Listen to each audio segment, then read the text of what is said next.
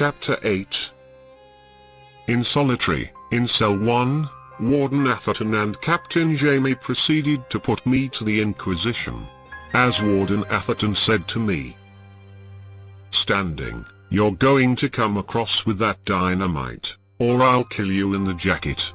Harder cases than you have come across before I got done with them. You've got your choice, dynamite or curtains." "Then I guess it is curtains," I answered, "because I don't know of any dynamite." This irritated the warden to immediate action. "Lie down," he commanded. I obeyed, for I had learned the folly of fighting 3 or 4 strong men.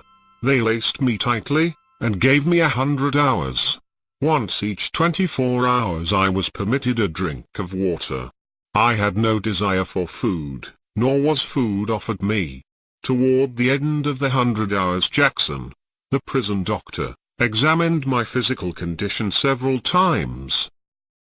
But I had grown too used to the jacket during my incorrigible days to let a single jacketing injure me. Naturally, it weakened me, took the life out of me, but I had learned muscular tricks for stealing a little space while they were lacing me. At the end of the first 100 hours bout I was worn and tired, but that was all. Another bout of this duration they gave me, after a day and a night to recuperate. And then they gave 150 hours. Much of this time I was physically numb and mentally delirious. Also, by an effort of will, I managed to sleep away long hours. Next, Warden Atherton tried a variation. I was given irregular intervals of jacket and recuperation. I never knew when I was to go into the jacket. Thus I would have 10 hours recuperation, and do 20 in the jacket, or I would receive only 4 hours rest.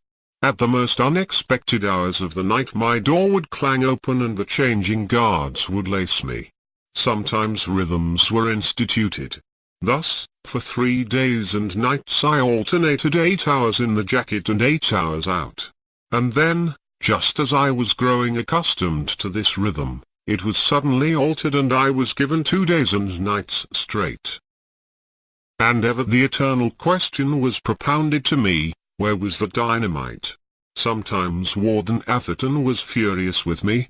On occasion, when I had endured an extra severe jacketing, he almost pleaded with me to confess. Once he even promised me 3 months in the hospital of absolute rest and good food, and then the trusty job in the library. Dr. Jackson, a weak stick of a creature with a smattering of medicine, grew skeptical.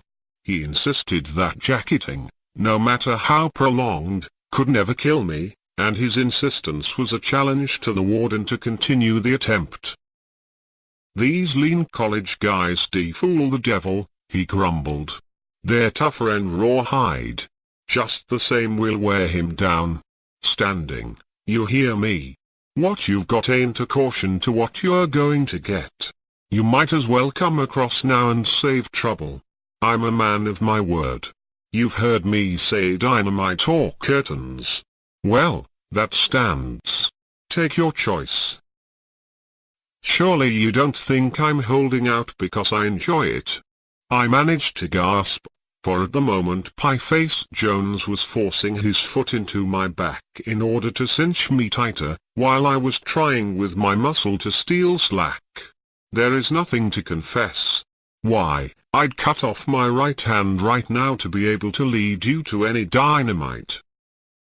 "Oh, I've seen your educated kind before," he sneered. "You get wheels in your head, some of you, that make you stick to any old idea. You get balky, like horses. Tighter, Jones, that ain't half a cinch. Standing, if you don't come across its curtains. I stick by that." One compensation I learned. As one grows weaker, one is less susceptible to suffering. There is less hurt because there is less to hurt. And the man already well weakened grows weaker more slowly. It is of common knowledge that unusually strong men suffer more severely from ordinary sicknesses than do women or invalids. As the reserves of strength are consumed, there is less strength to loose. After all superfluous flesh is gone, what is left is stringy and resistant. In fact, that was what I became, a sort of string-like organism that persisted in living.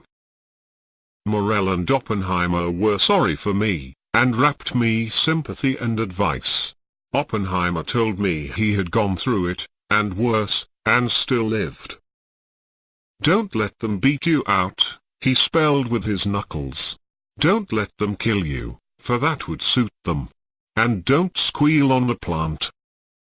"But there isn't any plant," I rapped back with the edge of the sole of my shoe against the grating. I was in the jacket at the time and so could talk only with my feet.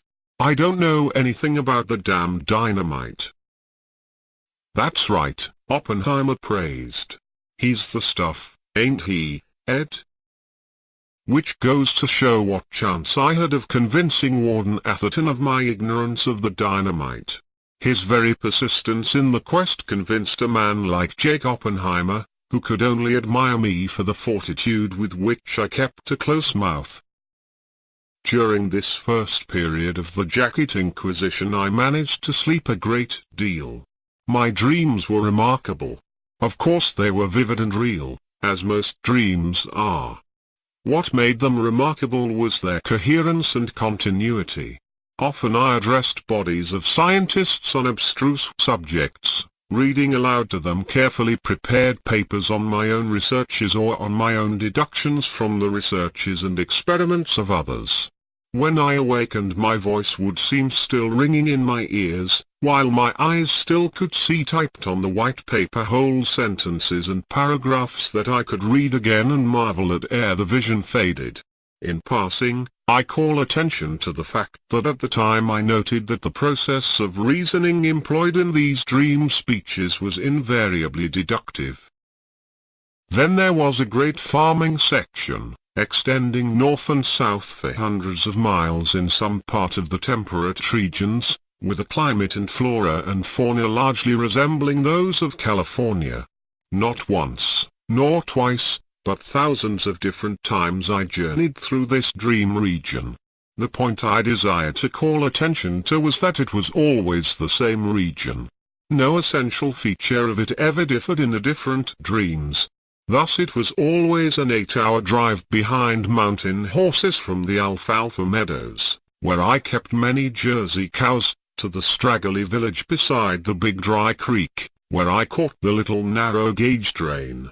Every landmark in that 8-hour drive in the mountain buckboard, every tree, every mountain, every ford and bridge, every ridge and eroded hillside was ever the same. In this coherent, rational farm region of my straitjacket dreams the minor details, according to season and to the labor of men, did change. Thus on the upland pastures behind my alfalfa meadows I developed a new farm with the aid of Angora goats.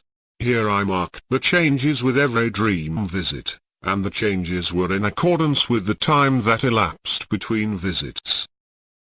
Oh, those brush-covered slopes!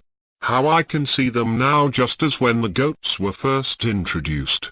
And how I remembered the consequent changes, the paths beginning to form as the goats literally ate their way through the dense thickets, the disappearance of the younger, smaller bushes that were not too tall for total browsing, the vistas that formed in all directions through the older, taller bushes, as the goats browsed as high as they could stand and reach on their hind legs.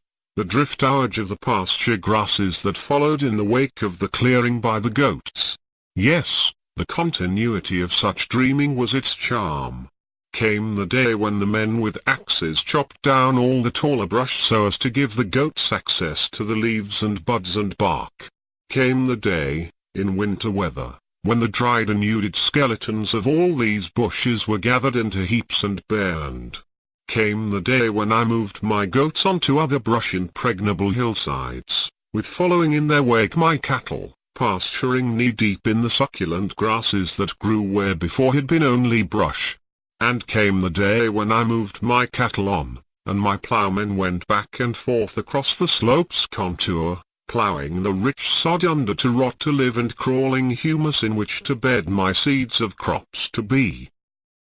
Yes, and in my dreams, often, I got off the little narrow-gauge train where the straggly village stood beside the big dry creek, and got into the buckboard behind my mountain horses, and drove hour by hour past all the old familiar landmarks of my alfalfa meadows, and onto my upland pastures where my rotated crops of corn and barley and clover were ripe for harvesting, and where I watched my men engaged in the harvest, while beyond, ever climbing, my goats browsed the higher slopes of brush into cleared, tilled fields. But these were dreams, frank dreams, fancied adventures of my deductive subconscious mind. Quite unlike them, as you shall see, were my other adventures when I passed through the gates of the living death and relived the reality of the other lives that had been mine in other days. In the long hours of waking in the jacket I found that I dwelt a great deal on Cecil Winwood, the poet-forger who had wantonly put all this torment on me, and who was even then at liberty out in the free world again. No, I did not hate him. The word is too weak. There is no word in the language strong enough to describe my feelings. I can say only that I knew the gnawing of a desire for vengeance on him that was a pain in itself and that exceeded all the bounds of language. I shall not tell you of the hours I devoted to plans of torture on him, nor of the diabolical means and devices of torture that I invented for him. Just one example. I was enamored of the ancient trick whereby an iron basin, containing a rat, is fastened to a man's body. The only way out for the rat is through the man himself. As I say, I was enamored of this until I realized that such a death was too quick, whereupon I dwelt long and favorably on the Moorish trick of, but no, I promised to relate no further of this matter. Let it suffice that many of my pain-maddening waking hours were devoted to dreams of vengeance on Cecil Winwood.